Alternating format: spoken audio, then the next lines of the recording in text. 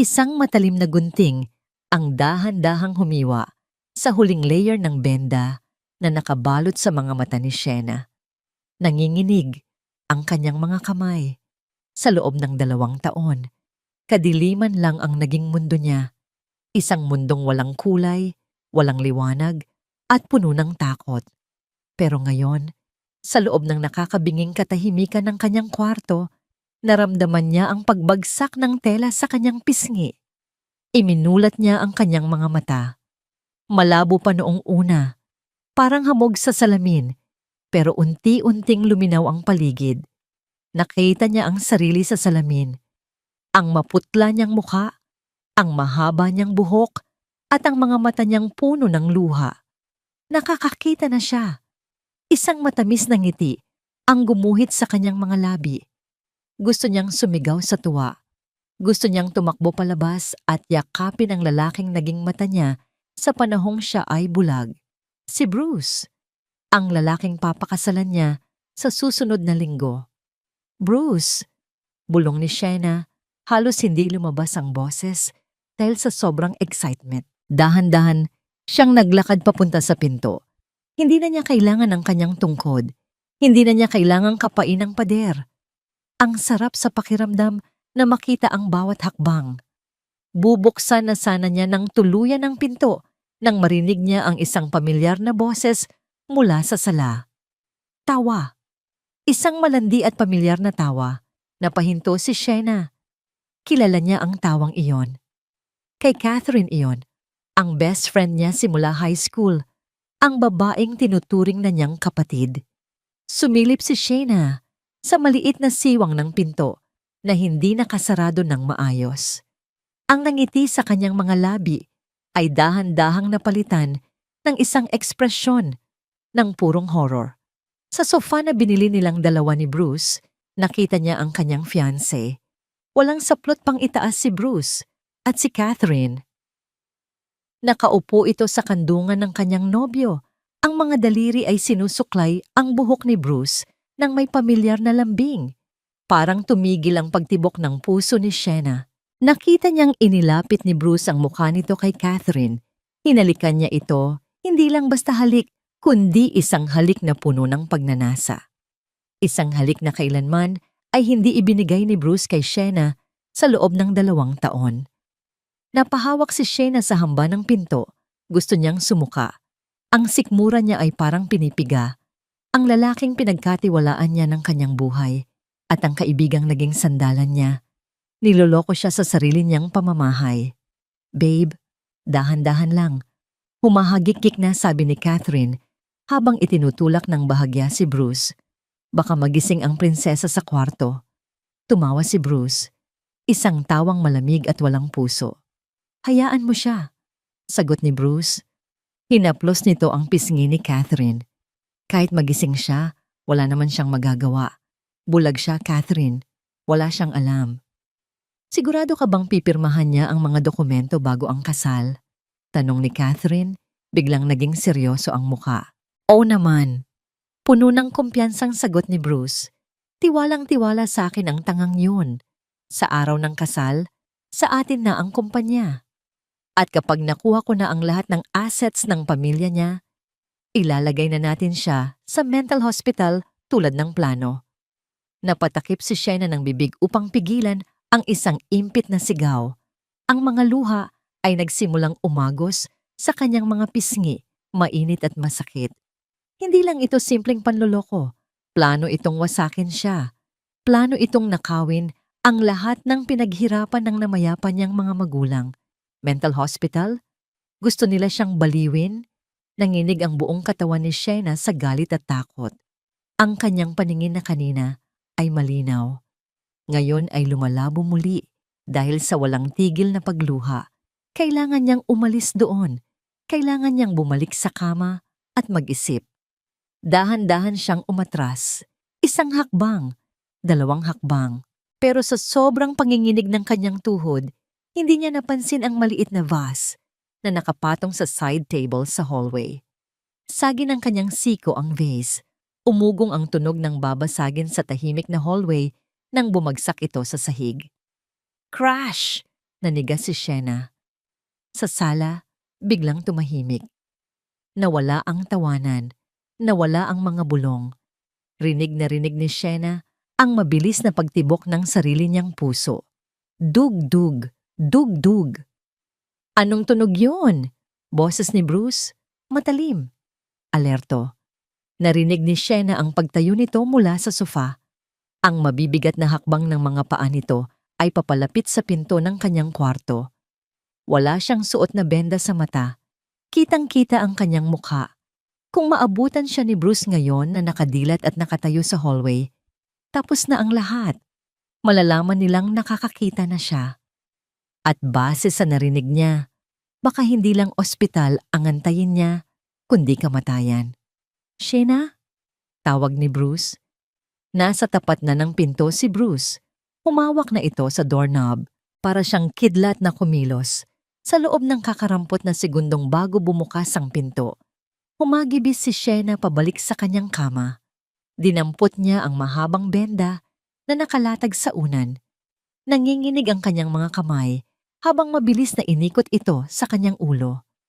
Hindi na baling magulo, hindi na baling hindi pulido, basta matakpan lang ang kanyang mga mata. Bumukas ang pinto. Agad na nagpatihulog si Shena sa sahig sa tabi ng kama. Napasinghap siya, kunwaring nasasaktan. Aray! Sigaw niya, sabay hawak sa kanyang tuhod. Pumasok si Bruce. Ramdam ni Shena ang mabigat na presensya nito sa kwarto. Ipinikit niya ng mariin ang kanyang mga mata sa ilalim ng benda. Ang puso niya ay halos lumabas sa dibdib sa sobrang kaba. Shena? Ang boses ni Bruce ay puno ng pag-aalala. Isang pekeng pag-aalala na dati ay nagpapakalma sa kanya, pero ngayon ay nagpapatindig na ng kanyang balahibo. Anong nangyari? Bakit nasa sahig ka? Naramdaman niya ang paghawak ni Bruce sa kanyang braso. Ang mga kamay na kanina lang ay humahaplos sa ibang babae. Gusto niyang bawiin ang kanyang braso, gusto niyang ilayo ang kanyang sarili, pero kailangan niyang magpigil, kailangan niyang umarte. Bruce! Humahagulgol na sagot ni Sheena. Nauuhaw ako. Tatayo sana ako para kumuha ng tubig pero nakalimutan ko ang tungkod ko. Natabig ko yata yung vase sa labas. Natahimik si Bruce ng ilang sandali. Pinapakiramdaman siya nito. Sa ilalim ng manipis na tela ng benda, bahagyang idinilat ni Sheena ang kanyang mga mata. Dahil minadali niya ang pagkakabit, may maliit na siwang sa bandang ibaba, malapit sa kanyang ilong. Nakita niya ang sapatos ni Bruce at sa likod nito, nakita niya ang pagpasok ng isa pang pares ng paa. High heels na kulay pula. Kay Catherine. Oh my God, Bessie! Tili ni Catherine. Mabilis itong lumapit. Okay ka lang ba? Narinig namin yung basag. Nag-worry kami masyado. Nakita ni Sheena sa limitadong siwang ng kanyang paningin ang pagyuko ni Catherine. Pero taliwas sa tono ng boses nito, nakita niya ang ekspresyon ng mukha ng kaibigan. Nakangiwi si Catherine. Umiirap. Wala ni katiting na awa sa mukha nito. Pasensya na, mahinang sabi ni Sheena. Yumuko siya para itago ang puot sa kanyang mga mata. Napakalampak ko talaga. Wala na akong kwenta. Shh! Huwag mong sabihin yan, Hon, sabi ni Bruce habang inaalalayan siyang tumayo. Aksidente lang yon. Dito ka lang. Uupo ka muna. Kami na ni Kath ang maglilinis ng kalat. Inalalayan siya ni Bruce paupo sa gilid ng kama. Habang kunwaring inaayos ni Bruce ang kumot sa binti ni Sheena, nakita ni Sheena ang kamay ni Catherine na humaplos sa likod ni Bruce. Pasimple. Malandi. Magpahinga ka na muna. Malambing na sabi ni Catherine kay Sheena. Maghahanda lang kami ng dinner. Favorite mo ang niluto ko kare-kare. Salamat, Kath. Sagot ni Sheena. Ang swerte ko talaga na nandito kayong dalawa. Halos masuka siya sa sarili niyang sinabi. Pagkalabas ng dalawa, napahawak si Sheena sa kanyang dibdib. Habol niya ang kanyang hininga. Ligtas siya sa ngayon. Pero, hindi pa tapos ang gabi. Kinagabihan, Sa hapagkainan, ang impyerno ay nagpatuloy. Nakaupo si Sienna sa kabisera. Nasa kanan niya si Bruce, nasa kaliwa naman si Catherine. "Here, tikman mo to," sabi ni Bruce, sabay subo ng kutsara sa bibig ni Sienna. Nginuya ni Sienna ang pagkain kahit parang lasang abo ito sa bibig niya. "Masarap ba?" tanong ni Bruce. "Oo, masarap," sagot ni Sienna. Yumuko siya kunwari para punasan ang kanyang bibig, pero ang totoo ay para sumilip muli sa ilalim ng benda. Sa ilalim ng mesa, nakita niya ang kamay ni Bruce na nakapatong sa hita ni Catherine. Ang paa ni Catherine ay banayad na kinikiskis ang binti ni Bruce. Nanginginig ang tinidor na hawak ni Sienna. Ang galit ay parang kumukulong tubig sa loob niya. Gustong sumabog, gustong manunog, pero naalala niya ang naririnig niya kanina. Mental hospital. Kung magwawala siya ngayon, matatalo siya. Iisipin ng lahat na baliw siya. Kailangan niya ng ebidensya. Matibay na ebidensya. "Excuse me?"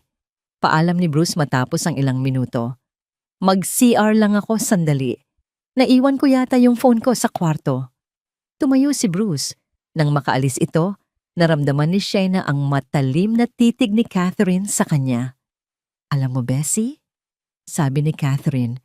Ang boses ay puno ng pekeng tamis. "Minsan naaawa ako kay Bruce. Ang hirap siguro mag-alaga ng, taong may kapansanan habang buhay. Pero don't worry, nandito naman ako para tulungan siya." Humigpit ang hawak ni Sienna sa gilid ng mesa. "Salamat, Kath," sagot niya nang hindi tumitingin. "Hindi ko alam kung anong gagawin ko kung wala ka." "Wala iyon," sagot ni Catherine. "Para saan pa ang magkaibigan?" Narinig ni Sienna ang mahinang pagtawa ni Catherine. Isang tawa na parang insulto sa pagkatao niya. Pagkatapos ng hapunan, nagpahatid na si Sienna sa kwarto. Sinabi niyang masama ang pakiramdam niya dahil sa pagkadapa kanina. Ilang oras ang lumipas. Hating gabi na. Narinig ni Sienna ang pagbukas ng pinto ng CR sa loob ng kwarto nila. Lumabas si Bruce, amoy sabon at alak. Nagtulog-tulugan si Sienna. Naramdaman niya ang pagbigat ng kabilang side ng kama nang humiga si Bruce. Ilang sandali lang, narinig na niya ang malakas na hilik nito. Dahan-dahang bumangon si Sienna. Tinanggal niya ang benda sa kanyang mata. Ang sarap sa pakiramdam na makahinga ang kanyang balat, pero mas masarap ang pakiramdam ng kalayaan na makakitang muli. Nakita niya ang cellphone ni Bruce sa ibabaw ng nightstand. Umiilaw ito. May notification. Nilingon niya si Bruce. Mahimbing ang tulog nito, nakanganga. Ang lalaking akala niya ay prinsipe, isa palang demonyo. Maingat na inabot ni Sienna ang cellphone. Alam niya ang passcode. Birthday niya ito. Isang paraan ni Bruce para ipakita kunwari kung gaano siya ka-in love. Pero isa lang pala itong strategiya para makuha ang tiwala niya. Binuksan niya ang inbox. Ang huling text message ay galing sa isang numerong nakapangalan na Doc Ramirez. Binasa ni Sienna ang mensahe at nanlamig ang buong katawan niya. "Sir Bruce, ready na ang drops para sa mata niya. Ito yung mas matapang na dose. Sisirain nito ang kornea niya ng permanente sa loob ng 2 linggo. Pwede niyo nang pick upin bukas." Napatakip ng bibig si Sienna. Permanente. Gusto talaga siyang bulagin ni Bruce habang buhay. Nanginginig ang mga daliri ni Sienna habang hawak ang telepono. Kinuha niya ang sarili niyang cellphone na nakatago sa ilalim ng unan at kinuna ng picture ang mensahe. Ito na. Ito ang unang ebidensya. Ibabalik na sana niya ang cellphone ni Bruce nang biglang gumalaw ang lalaki.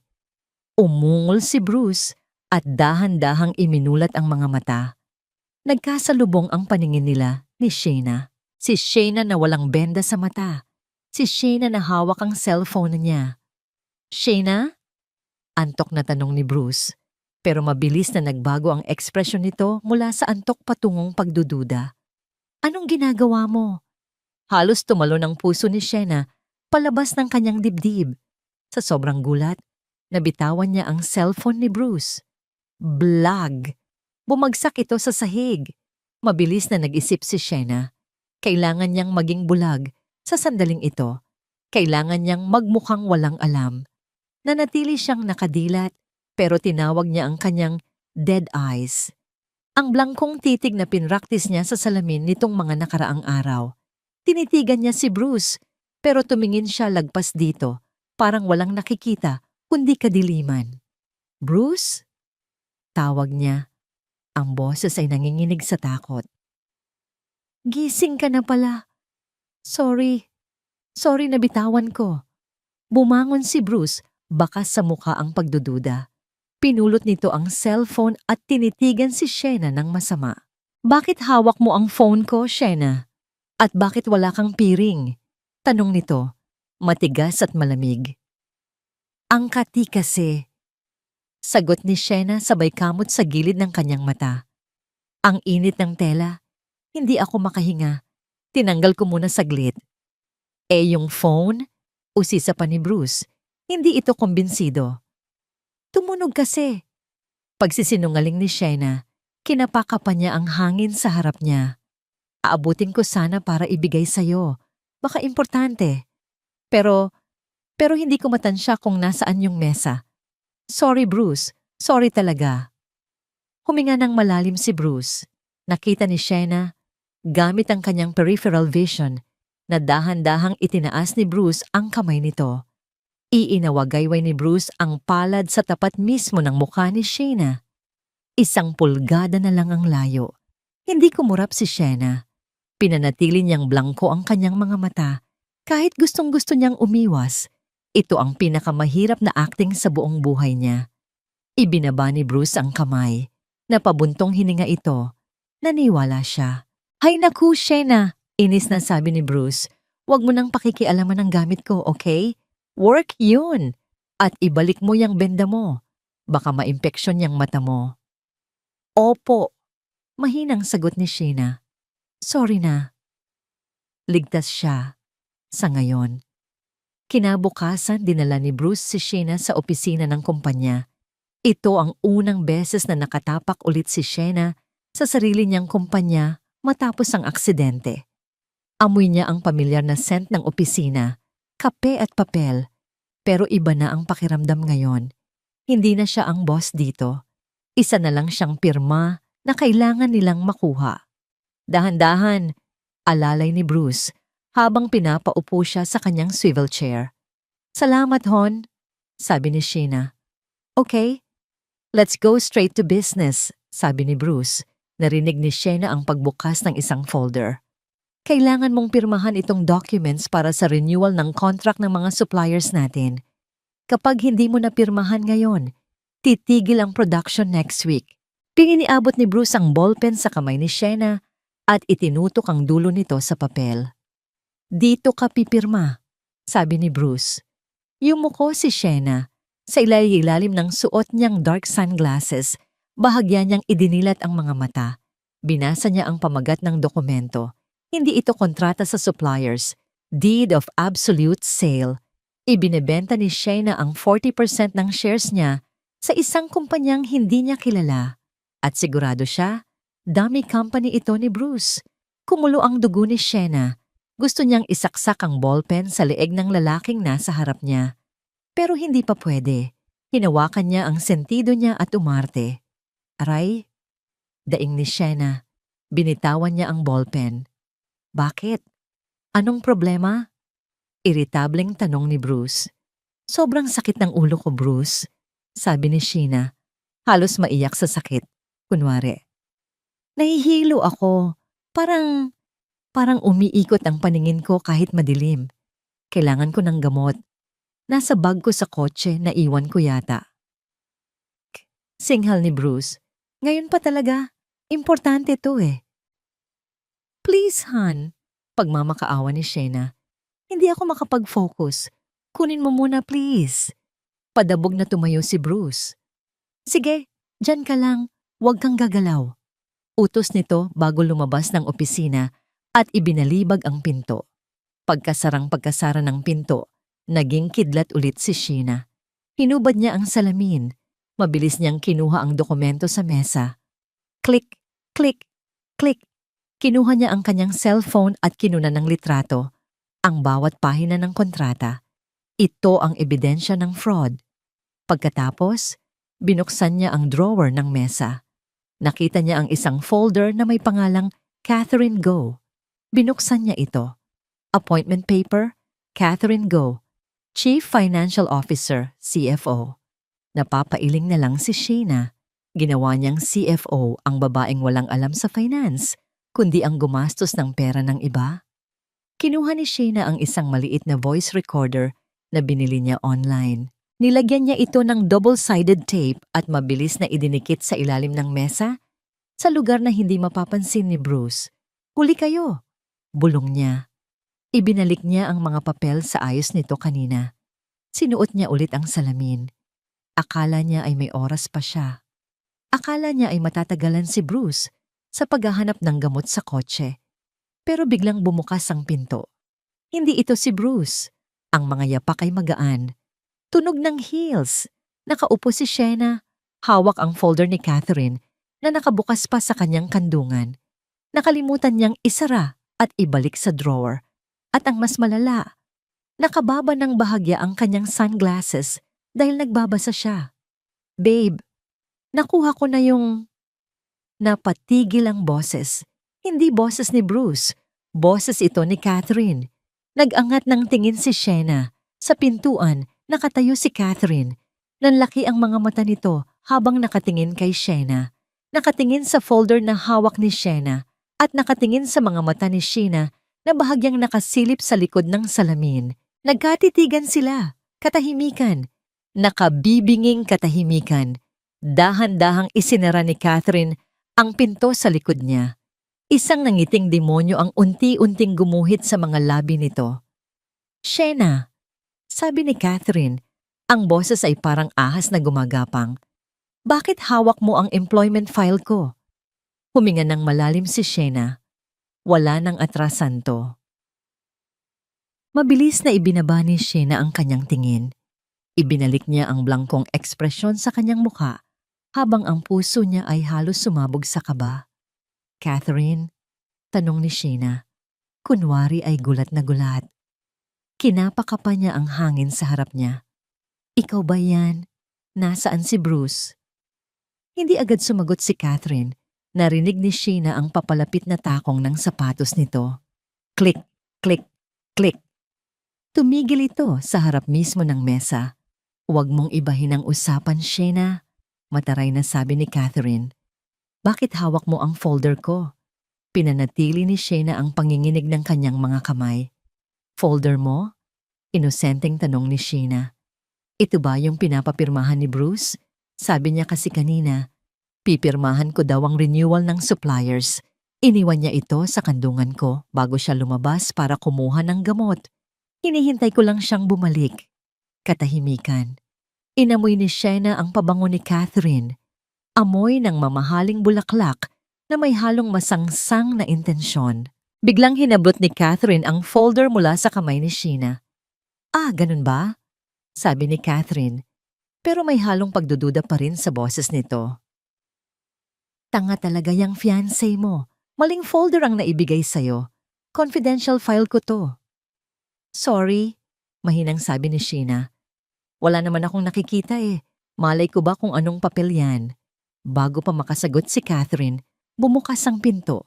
Hinihingal si Bruce. "Nakuha ko na ang gamot," sigaw ni Bruce. Natigilan siya nang makita si Catherine. "Oh, Kath? Nandito ka na pala." "Oo," sagot ni Catherine habang nakatingin ng makahulugan kay Bruce. "Muntik na ngang mapirmahan ni Sheena ang promotion papers ko. Buti na lang dumating ako." Naramdaman ni Sheena ang tensyon sa pagitan ng dalawa. Alam niyang nagpaparinig si Catherine na muntik na silang mabuko. "Ay, sorry babe," palusot ni Bruce. "Nagmamadali kasi ako kanina. Sheena, inumin mo na to para makaalis na tayo. May surprise party pa naman si Kath para sa'yo mamaya." Napilitang ngumiti si Sheena. "Surprise party?" "Oo naman, Bessie." Biglang nagbago ang tono ni Catherine. Mula sa pagiging mataray, naging sweet ito ulit. Despedida de soltera mo ngayon. Last night of being single. Kailangan bongga. Kinagabihan, dinala nila si Shena sa isang exclusive bar. Maingay, mausok at puno ng mga kaibigan ni Catherine na hindi naman talaga gusto si Shena. Pinaupo nila siya sa isang sofa sa gitna, parang siyang display sa museo. "Here, suotin mo to," sabi ni Catherine sabay abot ng isang damit. "Gift ko sa'yo. White dress yan galing pang Paris. Bagay na bagay sa bride-to-be." Hinawakan ni Shena ang tela. Magaspang. At nang pasimple niyang silipin ito sa ilalim ng kanyang sunglasses, nakita niya ang totoo. Hindi ito puti. Kulay cream ito na naninilaw na sa kalumaan. May mantsa pa sa laylayan. Mukhang nabili lang sa ukay-ukay o nakuha sa basahan. Ito ang gusto nilang isuot niya para pagtawanan siya ng mga tao. "Salamat, Kath," sabi ni Shena. Pinipilit na wag ipakita ang pandidiri. Ang lambot ng tela, siguradong mahal ito. Nagtawanan ang mga kaibigan ni Catherine sa paligid. Rinig ni Shena ang mga bulungan. Grabe, naniwala ang bulag. Bagay sa kanya. Mukha siyang basahan. Sinuot ni Shena ang damit. Nagmukha siyang kawawa sa gitna ng mga nakaayos na bisita.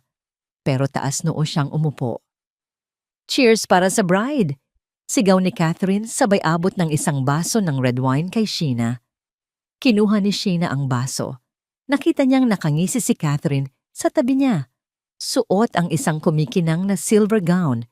Ito na ang pagkakataon. "Cheers!" sabi ni Sheena. Kunwari ay itataas niya ang baso para makipag-toast. Pero nawalan siya ng balanse. Hinayaan niyang tumagilid ang baso. Splash! Bumuhos ang pulang alak diretso sa dibdib at tiyan ng silver gown ni Catherine. "OMG!" tili ni Catherine. Napasinghap ang lahat. "Ay, sorry. Sorry talaga," sigaw ni Sheena. Kunwari ay natataranta. "Hindi ko natansya. Akala ko nandun yung baso mo." "Tanga ka ba?" sigaw ni Catherine. Nakalimutan nito ang pagpapanggap. "Ang mahal ng gown ko. Sinira mo." "Hon, huminahon ka." Saway ni Bruce na lumapit agad kay Catherine. Hindi kay Sheena. Hindi niya sinasadya. Bulag yung tao. Nakita ni Sheena ang pamumula ng mukha ni Catherine sa galit. Gusto nitong manampal pero maraming nakatingin. "Mag-CR lang ako," padabog na sabi ni Catherine. "Kailangan kong labhan to." "Samahan na kita," sabi ng isang kaibigan nito. Naiwan si Sheena sa sofa, kunwari ay hiyang-hiya. Pero sa loob-loob niya, tumatawa siya. Bagay ang mantsa ng alak sa maitim na budhi ni Catherine. Maya-maya, nagpaalam din si Sheena na mag-CCR. Inalalayan siya ng isang waiter hanggang sa pinto. Pagpasok sa CR, siniguro niyang walang ibang tao sa cubicles. Pumasok siya sa dulo. Sa kabilang cubicle, narinig niya ang boses ni Catherine at ng kaibigan nito. Hindi alam ni Catherine na nandoon din si Sheena. "Nakakainis talaga ang babaeng yun," anggil ni Catherine. "Nasira ang gabi ko." "Hayaan mo na, girl," sabi ng kaibigan nito. "After ng kasal, sayo na si Bruce, sayo na ang pera." "Dapat lang," sagot ni Catherine. Humina ang boses nito pero dinig na dinig pa rin ni Sheena. "Kailangan na naming makuha ang pera. Buntis ako, girlie. Magdadalawang buwan na." Nanlaki ang mga mata ni Sheena sa loob ng cubicle. Buntis, kaya pala nagmamadali sila. Kaya pala gusto siyang patayin o ipakulong agad ni Bruce. May pamilya na silang binubuo gamit ang pera ni Sheena. Bago pa siya makapag-react, bumukas ang pinto ng CR. Pumasok ang isang babae na naka-uniforme ng janitress. Pero kilala ni Sheena ang boses ng magsalita ito. "Ma'am Sheena?" Pabulong na tawag nito. Nasa labas na sina Ma'am Catherine. Umalis na. Lumabas si Sheena sa cubicle. Ang janitress ay walang iba, kundi ang pinsan ng kanyang lawyer na si Attorney Santos. Ito ang contact niya ngayong gabi. "Nakuha mo ba?" tanong ni Sheena. Mabilis na inabot ni Sheena ang maliit na USB drive mula sa kanyang bulsa. Laman nito ang picture ng kontrata at ang recording sa opisina. "Nandyan lahat," Mabilis na sabi ni Shayna. Sabihin mo kay Attorney Santos, ipapirma ko ang fake transfer docs bukas para kumagat sila sa pain. Kinuha ng babae ang USB, pero may inabot itong isang papel kay Shayna. Pinapabigay ni attorney, sabi ng babae. Seryoso ang muka.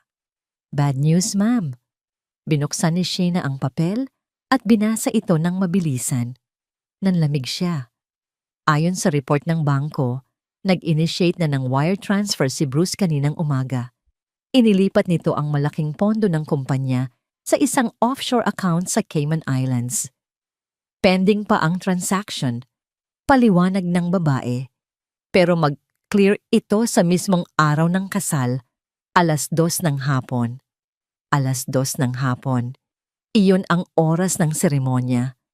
Kung hindi mapipigilan ni Shayna ang kasal at hindi maipakukulong si Bruce, bago mag 2:00, simot ang pera ng kumpanya. Mawawala ang lahat ng pamana ng magulang niya.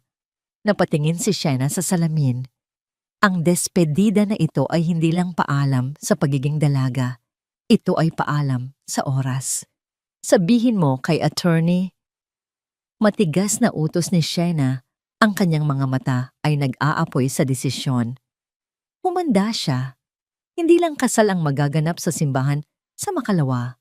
Magkakaroon ng digmaan. Hawak ni Bruce ang baso ng whiskey habang nakatanaw sa city skyline mula sa balcony ng penthouse ni Catherine. Napangiti siya. Ang liwanag ng mga ilaw sa ibaba ay parang mga gintong barya na naghihintay lang na dukutin niya. Isang tulog na lang, babe, bulong niya sa sarili. Isang tulog na lang, akin na ang lahat. Naramdaman niya ang pagyakap ng mga braso ni Catherine mula sa likuran. Ipinatong nito ang baba sa kanyang balikat. Iniisip mo pa rin ba siya? Tanong ni Catherine. Humarap si Bruce at tinignan ang kanyang tunay na mahal. Kahit nakasimangot si Catherine dahil sa mantsa ng wine sa gown nito kanina, para kay Bruce, ito ang pinakamagandang babae sa mundo. Hindi tulad ni Shayna na masyadong mabait, masyadong boring, at ngayon, masyadong baldado. Iniisip ko lang kung gaano ako kaswerte. Sagot ni Bruce, sabay halik sa noo ni Catherine. Bukas, pagkatapos ng kasal, lilipat na agad tayo ng pangalan sa mga bank accounts. By 2 p.m., clear na ang wire transfer. Tayo na ang may-ari ng kumpanya. Tumawa si Catherine, pero may halong kaba.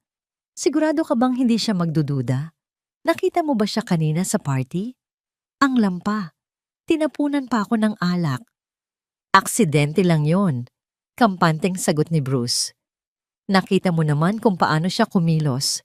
Para siyang batang paslit na nangangapa sa dilim. Tiwalang-tiwala siya sa akin, Kath. Mahal na mahal niya ako. Umupo sila sa sofa. Kumuha ng sigarilyo si Bruce at sinindihan ito. Puno ng usok ang kwarto, parang ang maitim nilang budhi.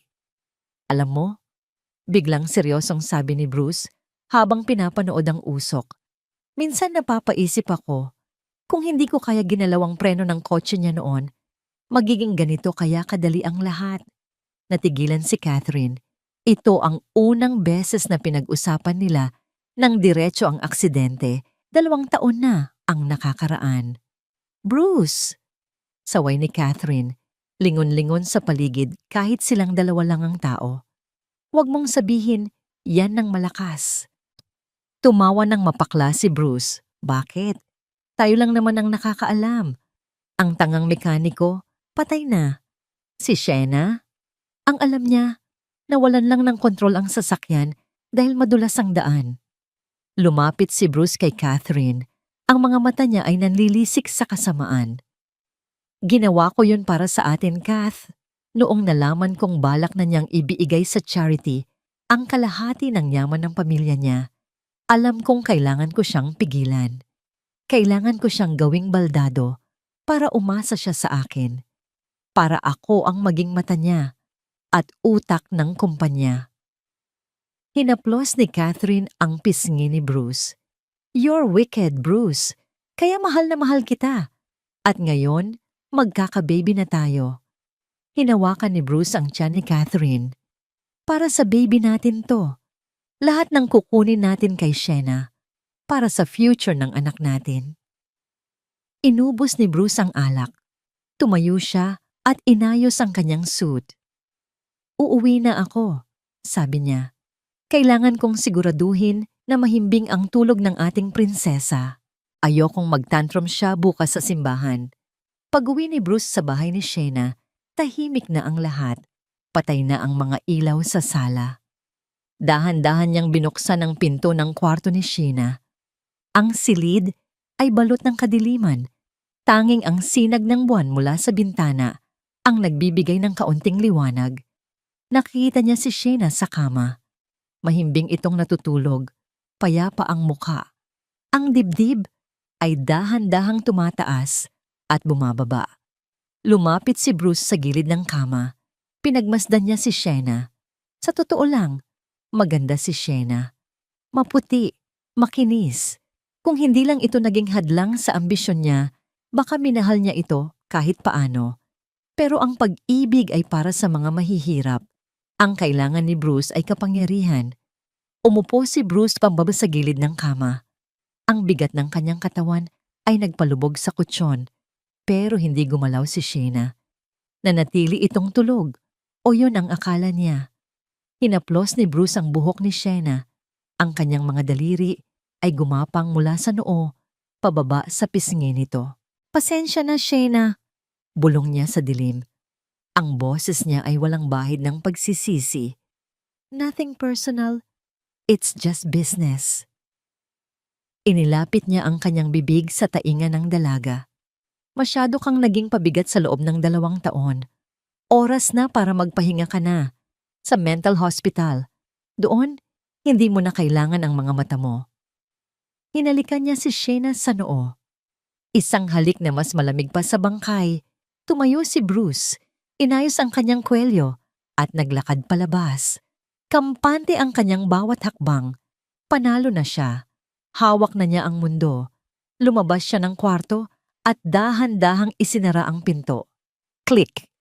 Binalot muli ng katahimikan ang silid. 1 segundo. 2 segundo. Sa dilim, biglang dumilat ang mga mata ni Shena. Wala ng antok.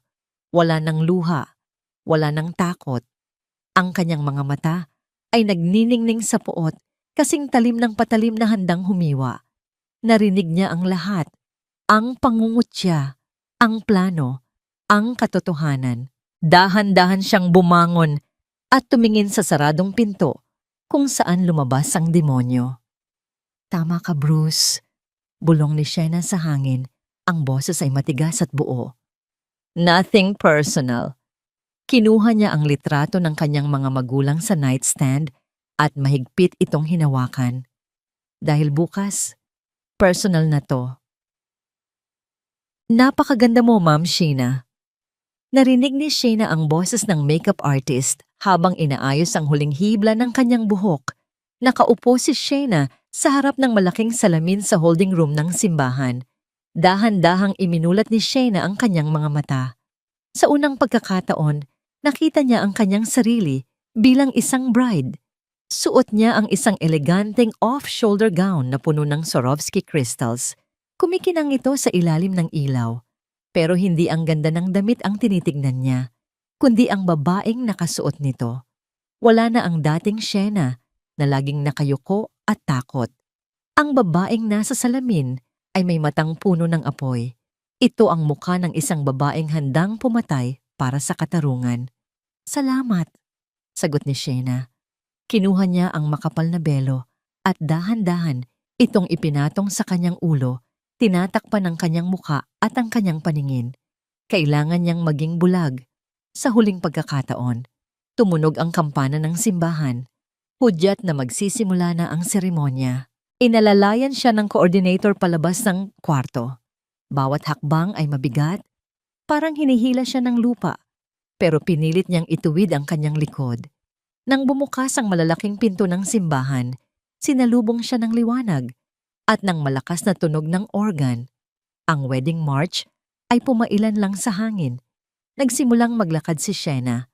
Sa ilalim ng kanyang belo, nakikita niya ang lahat. Malinaw na malinaw. Nakita niya ang mga bisita. Karamihan sa kanila ay mga kamag-anak at kaibigan ni Bruce na hindi naman niya kilala. Nakita niya ang mga peking ng ngiti nila. May ilan pang nagbubulungan habang nakatingin sa kanya ng may awa. Sayang ang ganda, bulag naman. Basa niya sa galaw ng bibig ng isang ginang sa unang hanay. Ipinagpatuloy niya ang paglalakad.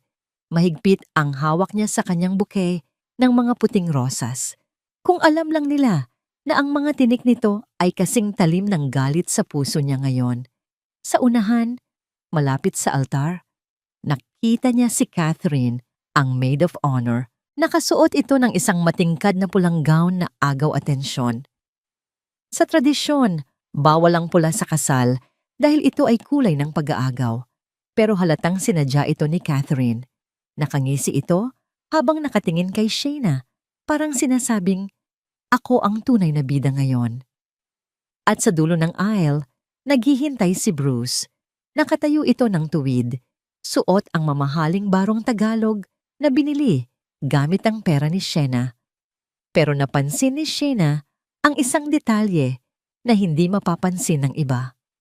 Panay ang tingin ni Bruce sa kanyang relo. Nagmamadali. Hindi dahil excited siyang makita ang bride, kundi dahil hinihintay niya ang deadline ng bank transfer. 2:00 ng hapon. Nang makarating si Shayna sa altar, iniabot ng coordinator ang kamay niya kay Bruce. Hinawakan ni Bruce ang kamay niya. Malamig. Malagkit. "You look beautiful, Shayna," bulong ni Bruce. Sa ilalim ng belo, gusto ni Shayna na duraan ang mukha nito. Pero sa halip, ngumiti siya ng mapait. "Salamat, Bruce," sagot niya. "Sana nakikita kita ngayon." "Huwag kang mag-alala," sagot ni Bruce, at may himig ng panloloko sa boses nito. "Ako na ang magiging mata mo habang buhay." Humarap sila sa pari. Nagsimula ang misa. Ang bawat salita ng pari tungkol sa pag-ibig, katapatan at pagsasama ay parang insulto sa pandinig ni Shayna. Nararamdaman niya ang pagkainip ni Bruce sa tabi niya. Ilang beses niyang naramdaman ang paggalaw ng paa nito, senyales na gusto na nitong matapos ang lahat. At dumating na ang sandaling hinihintay ng lahat. Tumahimik ang buong simbahan. Tanging ang boses ng pari ang maririnig na umaaling-awngaw sa matataas na pader ng katedral. "Kung mayroon man sa inyo dito ang tumututol sa kasalang ito," sabi ng pari. Ang boses ay seryoso at malakas. "Magsalita na kayo ngayon o manahimik na habang buhay." Karaniwan, ito ay parte na lang ng seremonya. Walang sumasagot. Walang kumikibo. Katahimikan. Sumulyap si Bruce kay Shayna at bahagyang pinisilang kamay nito. Parang sinasabing, "Tapos na, panalo na ako." Pero sa gitna ng katahimikan, humugot ng malalim na hininga si Shayna. Binitawan niya ang kamay ni Bruce. Naramdaman niya ang gulat ni Bruce sa tabi niya. "Ako, Father." Malakas at malinaw na sabi ni Shayna. Umugong ang bulungan sa buong simbahan. Napasinghap ang mga tao. "Shayna?" Gulat na bulong ni Bruce. "Anong ginagawa mo? Nahihilo ka ba?" Hindi sumagot si Shayna. Dahan-dahan niyang itinaas ang kanyang mga kamay. Hinawakan niya ang laylayan ng kanyang makapal na belo. Sa harap ng daan-daang bisita, sa harap ng Diyos, at sa harap ng lalaking nagtangkang pumatay sa kanya, itinaas ni Shayna ang belo at inihagis ito sa likuran niya. Tumambad ang kanyang mukha. Walang piring, walang salamin, at ang kanyang mga mata ay direktang nakatitig. Matalim, buhay, at puno ng akusasyon sa mga mata ni Bruce. Nanlaki ang mga mata ni Bruce. Namutla ito na parang nakakita ng multo. "Tumututol ako," sabi ni Shayna. Ang boses ay yumanig sa mikropono. "Dahil ang lalaking ito ay hindi ang mapapangasawa ko, kundi ang demonyong sumira sa buhay ko." Parang binuhusan ng malamig na tubig ang buong simbahan. Ang kaninang bulungan ay napalitan ng nakabibinging katahimikan. Lahat ng mata ay nakapako kay Shayna at kay Bruce. Hindi makagalaw si Bruce. Nakaawang ang kanyang bibig. Nanginginig ang mga kamay. Ang mukha niyang puno ng yabang kanina ay napalitan ng purong takot. Tinitigan niya ang mga mata ni Shena, mga matang akala niya ay patay na, pero ngayon ay puno ng buhay at nagliliyab na galit. Nakikita mo ako? Utal na tanong ni Bruce. Parang bata na nahuling gumagawa ng kalokohan. Ngumiti si Shena. Isang nangiting mapait, isang nangiting puno ng sakit na naghilom at naging puot. Oo, Bruce, sagot ni Shena ng malakas sa mikropono. Kitang-kita kita. Kitang-kita ko ang baho ng pagkatao mo. Babe, let me explain. Humakbang palapit si Bruce, tinatangkang hawakan ng braso ni Shena. May sakit ka lang. Baka hallucination lang yan ng gamot mo. Ituloy natin ang kasal, please. Umatras si Shena at tinabig ang kamay ni Bruce ng malakas. Huwag mo akong hawakan. Mariing utos ni Shena. Humarap siya sa mga tao. Nakita niya ang gulat sa mukha ng kanyang mga kamay-ari ng kumpanya, ng mga investors at ng mga kaibigan. Ito ang sandaling hinihintay niya. Gusto niyong malaman kung bakit ako tumututol? Tanong ni Shena sa lahat. Gusto niyong makilala kung sino talaga ang lalaking ito at ang babaeng nakatayo doon. Itinuro ni Shena si Catherine na nakaupo sa unahan. Namutla si Catherine sa ilalim ng makapal nitong makeup. Anong pinagsasabi mo, Shena? Sigaw ni Catherine.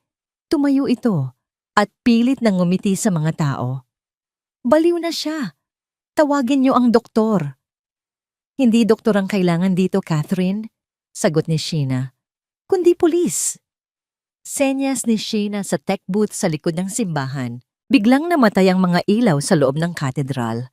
Ang tanging liwanag ay nanggagaling sa malalaking LED screens sa gilid ng altar na kanina ay nagpapakita ng prenup photos nila. Nag-iba ang imahe sa screen. Tumambad ang video na kuha mula sa hidden camera sa opisina. Malinaw ang audio. Sigurado ka bang pipirmahan niya ang mga dokumento bago ang kasal? Boses ni Catherine sa video. Oo naman. Tiwalang-tiwala sa akin ang tangang yun. Sagot ni Bruce Amis sa video habang nakapatong ang paa sa mesa ni Shena. Sa araw ng kasal, sa atin na ang kumpanya. At kapag nakuha ko na ang lahat, ilalagay na natin siya sa mental hospital. Napasinghap ang buong simbahan. Oh my God! Sigaw ng isang bisita. Hindi pa tapos ang video. Lumipat ang eksena sa kwarto ni Shena. Madilim, pero dinig na dinig ang boses ni Bruce habang kausap si Catherine. Kung hindi ko kaya ginalaw ang preno ng kotse niya noon, magiging ganito kaya kadali ang lahat. Sa puntong yun, nagkagulo na ang mga tao. Ang ilan ay napatayo sa galit. Ang mga matatanda ay napahawak sa dibdib. Murderer. Mamamatay tao.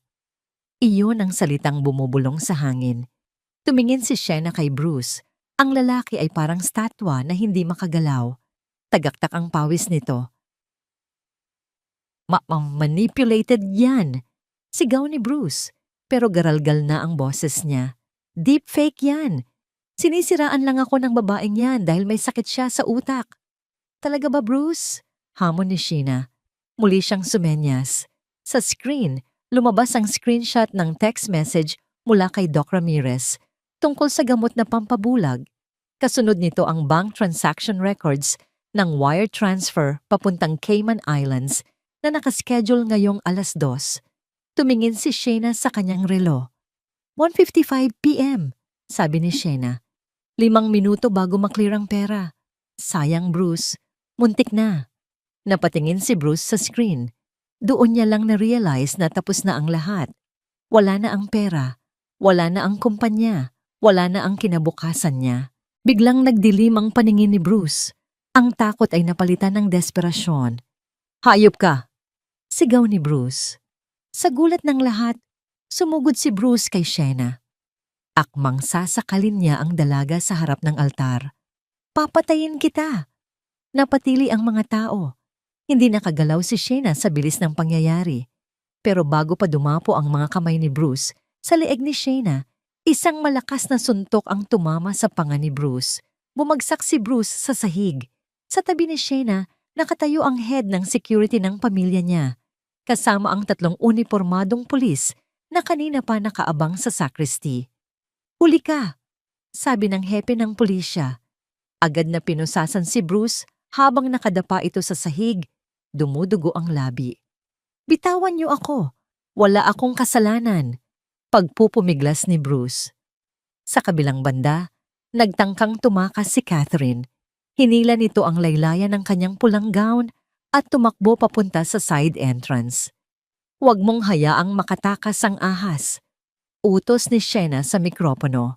Hinarang ng mga pulis si Catherine bago pa ito makalabas ng pinto. Nag-iiyak ito at nag-hysterical. "Wala akong alam dyan. Si Bruce ang may pakana ng lahat. Buntis ako. Maawa kayo sa akin," sigaw ni Catherine habang pinupusasan. Lumapit si Shayna kay Bruce na ngayon ay nakaluhod na at hawak ng 2 pulis. Yumuko si Shayna para magpantay ang mga mukha nila. Tiningnan niya ito sa mata. Wala ng pagmamahal, wala ng awa. "Sabi mo noon, ako ang pabigat," bulong ni Shayna. Sapat lang para marinig ni Bruce. "Pero ngayon, ikaw ang dadalhin sa kulungan at sisiguraduhin kong mabubulok ka doon hanggang sa mamatay ka." Dinuraraan siya ni Bruce sa mukha. "Magbabayad ka, Shayna. Babalikan kita." Pinunasan lang ni Shayna ang pisngi niya ng dahan-dahan. Tila ba dumilang ito ng insekto. "Good luck," sagot ni Shayna. "Pero sa tingin ko, hindi ka na makakalabas." Senyas ng hepe, kinaladkad na ng mga pulis si Bruce at Catherine palabas ng simbahan. Ang kanilang mga sigaw ay unti-unting nawala sa ingay ng sirena ng mga patrol cars sa labas. Naiwan si Shayna sa gitna ng altar. Mag-isa, pero nakatayo ng tuwid. Ang mga bisita ay tahimik na nakatingin sa kanya. Hinihintay kung anong gagawin niya. Iiyak ba siya? Magwawala? Huminga ng malalim si Shayna. Inalis niya ang engagement ring sa kanyang daliri. Ang singsing na simbolo ng 2 taong panloloko. Inihagis niya ito sa sahig kung saan kanina nakadapa si Bruce. Humarap siya sa mga tao, inayos ang kanyang buhok, at nagsalita sa mikropono sa huling pagkakataon. "Pasensya na sa abala," sabi ni Shayna. Ang boses ay kalmado at puno ng dignidad. "Cancelled ang kasal, pero tuloy ang party. Ipagdiwang natin ang kalayaan ko." 1 buwan ang lumipas, tahimik sa loob ng executive office sa pinakamataas na palapag ng building. Tanging ang tunog ng aircon at ang mabilis na pagtipa ng daliri sa keyboard ang maririnig. Nakaupo si Shayna sa kanyang swivel chair. Wala na ang itim na salamin, wala na ang tungkod. Suot niya ang isang power suit na kulay asul, ang kulay ng kapayapaan at awtoridad. Bumukas ang pinto at pumasok si Attorney Santos. Bitbit ang makapal na folder. "Good morning, Ma'am Shayna," bati ng abogado. "Nandito na po ang final report galing sa piskalya." Tumigil si Shayna sa pagtatype. Tumingin siya sa abogado at ngumiti ng tipid. "Anong balita, attorney?" tanong niya. Umupo si Attorney Santos sa tapat niya. "Denied po ang petition for bail ni Bruce at Catherine," panimula ng abogado. "Masyadong matibay ang ebidensya, ang video recording, ang bank transaction, at ang testimony ng doktor na kumanta na rin para mapababa ang sentensya niya. Walang kawala ang dalawa." Napahinga ng maluwag si Shayna. Sumandal siya sa kanyang upuan. Sa wakas, "Kumusta sila sa loob?" tanong ni Shayna. Hindi dahil nag-aalala siya, kundi dahil gusto niyang masigurado na nagbabayad sila. "Hindi maganda," sagot ni Attorney Santos. "Nabalitaan kong laging nag-aaway sina Bruce at Catherine sa detention center. Sinisisi nila ang isa't isa, at si Catherine mukhang nahihirapan sa pagbubuntis niya sa loob ng selda." Tumangulang si Shayna. May kaunting kirot pa rin sa puso niya para sa bata, dahil wala naman itong kasalanan. Pero alam niyang mas mabuti nang lumaki ito na malayo sa impluwensya ng kasakiman ng mga magulang nito. "Hayaan mo na sila," sabi ni Shayna. "Tapos na ako sa kanila. Ang importante, ligtas na ang kumpanya. Speaking of kumpanya, inabot ni Attorney Santos ang isang dokumento. Ito na po ang deed of donation na pinapahanda nyo. Kinuha ni Shayna ang ballpen. Ito ang dokumentong matagal nang pinag-aawayan nila ni Bruce. Ito ang rason kung bakit siya gustong patayin noon. Ang pagdodonate ng malaking porsyento ng kita ng kumpanya para sa foundation ng mga bulag at may kapansanan. Walang pagdadalawang isip na pinirmahan ni Shayna ang papel. Shayna Rodriguez Mercado. Ang pirma niya ay mabilis at puno ng kumpiyansa. Ipadala mo na yan agad, attorney. Utos ni Shayna. Gusto kong makatulong agad tayo sa mga nangangailangan. Ayokong maranasan nila ang dilim na naranasan ko. Masusunod po, ma'am. Sagot ng abogado. Tumayo ito at yumuko. Bilib po ako sa inyo. Hindi ko alam kung paano nyo nakayanan ang lahat ng isyon ng mag-isa. Tumingin si Shayna sa kawalan sandali. Hindi ako nag-iisa, attorney. Sagot niya. Nandyan ang mga magulang ko. At nandyan ang galit na naging lakas ko. Pero ngayon, pagod na akong magalit.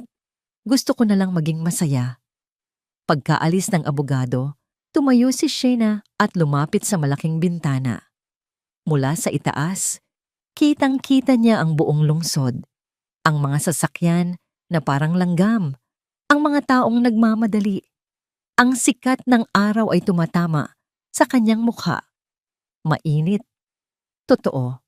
Dati, akala niya, ang pagbalik ng paningin niya, ang pinakamalaking himala. Pero, mali pala siya. Ang tunay na himala ay ang pagkamulat ng kanyang isipan. Nakikita na niya ngayon kung sino ang totoo at kung sino ang hindi.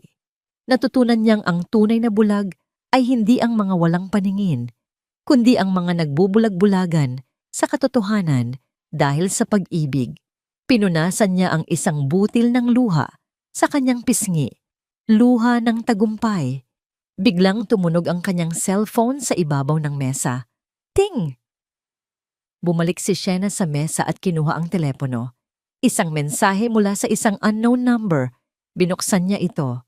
Congratulations, CEO Shayna. Nabalitaan ko ang nangyari. Bilib ako sa tapang mo. Looking forward to our meeting next week. I think marami tayong mapagkakasunduan sa negosyo at baka sa iba pa. Mr. L, napakunot ang noo ni Shayna pero napangiti rin siya. Mr. L? Bulong niya. Hindi niya alam kung sino ito.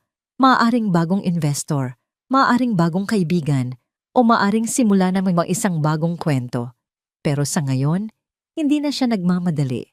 Hindi na siya naghahanap ng mag-aakay sa kanya. Ibinaba ni Shayna ang cellphone. Kinuha niya ang kanyang bag at naglakad palabas ng opisina. Taas noo, diretsong tingin. Handa na siyang harapin ang mundo gamit ang sarili niyang mga mata.